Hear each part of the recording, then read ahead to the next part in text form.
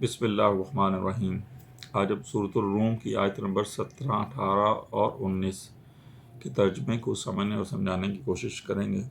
اللہ تعالیٰ فرماتا ہے، تو تم تسبیح کرو اللہ کی جب تم شام کرتے ہو اور جب تم صبح کرتے ہو، اور اسی کے لیے حمد ہے آسمانوں اور زمین میں، اور رات کو اور جب تم ظہر کرتے ہو۔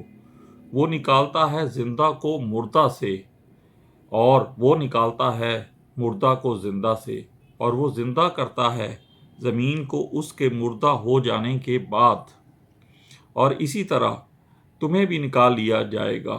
صدق اللہ العظیم۔ ان دونوں آیات جو 17 اور 18 ہے، اس میں صبح، شام، رات اور دن ڈلنے کے اوقات کا ذکر کر کے 5 نمازوں کے اوقات کی طرف اشارہ کیا گیا ہے۔ 19 نمبر آیت ہے، اس میں آپ اس طرح سمجھیں کہ مثلاً انڈے میں بظاہر زندگی کے کوئی آثار نہیں ہوتے، لیکن اس میں سے اللہ کی قدرت سے زندہ چوزہ برآمد ہوتا ہے۔ مرغی جاندار ہے اور اس سے انڈا برآمد ہوتا ہے جو بظاہر بے جان ہے۔ اسی طرح زندہ سے مردہ اور مردہ سے زندہ برآمد ہونے کی بہت سی مثالیں ہمارے ارد گرد موجود ہیں۔ جس طرح اللہ تعالیٰ بظاہر مردہ زمین سے فصلیں اور دوسرے نباتات نکالتا ہے، اسی طرح وہ تمہیں بھی اس میں سے نکال کر حاضر کر لے گا، چاہے تمہارے اجزاء تحلیل ہو کر کسی بھی شکل میں ہوں اور کہیں بھی ہوں۔